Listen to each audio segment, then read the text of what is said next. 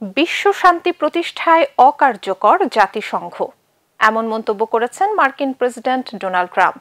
গত মঙ্গলবার অনুষ্ঠিত জাতিসংঘের সাধারণ পরিষদের ৮০তম অধিবেশনে ভাষণ দেওয়ার সময় জাতিসংঘের সমালোচনা করেন ট্রাম্প।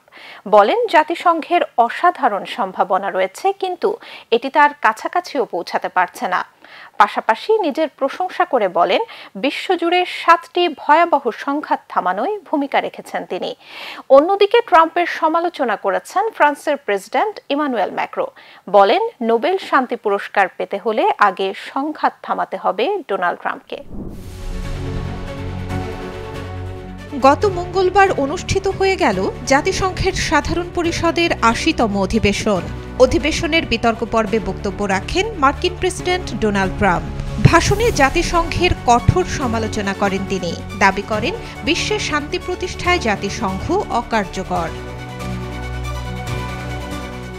স্থানীয় সময় মঙ্গলবার সকালে নিউ ইয়র্কে জাতিসংঘের সদর দপ্তরে এই বিতর্ক পর্ব শুরু হয়। প্রথমেই বক্তব্য রাখেন জাতিসংঘের মহাসচিব অ্যান্তোনিও গুতেরেস। এরপর বক্তৃতা দেন ব্রাজিলের প্রেসিডেন্ট লুলা দা সিলভা। তাদের পরেই মঞ্চে আসেন ডোনাল্ড ট্রাম্প। তিনি বলেন, জাতিসংঘের অসাধারণ সম্ভাবনা রয়েছে।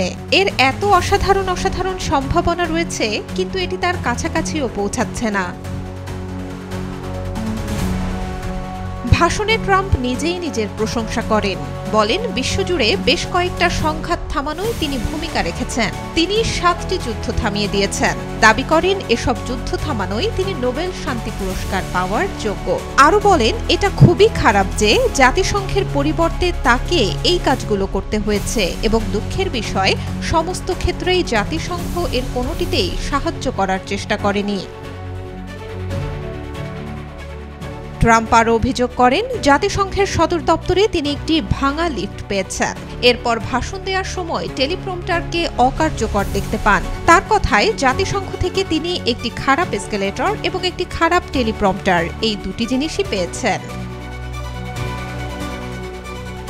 অন্যদিকে ট্রাম্পের সমালোচনা করেছেন ফ্রান্সের প্রেসিডেন্ট ইমানুয়েল ম্যাক্রো। নোবেল শান্তি পুরস্কার দাবি করা নিয়ে ট্রাম্পকে খোঁচা মেরে তিনি বলেন, তিনি এমন এক মার্কিন প্রেসিডেন্টকে দেখেছেন যিনি সক্রিয়, যিনি শান্তি চান, যিনি নোবেল শান্তি পুরস্কারও চান। কিন্তু এই পুরস্কার তখনই সম্ভব যখন সেই প্রেসিডেন্ট এই যুদ্ধ থামাতে পারবেন। যুদ্ধ বলতে তিনি আসলে গাজা ইসরায়েল সংঘাতের দিকে ইঙ্গিত করেছেন। পাশাপাশি ট্রাম্পকে ইসরায়েলের উপর চাপ সৃষ্টি করে গাজায় সামরিক অভিযান বন্ধ ও হামাসের হাতে আটক জিম্মিদের মুক্তির উদ্যোগ নেয়ার আহ্বান জানান তিনি। Desk report, B news 24।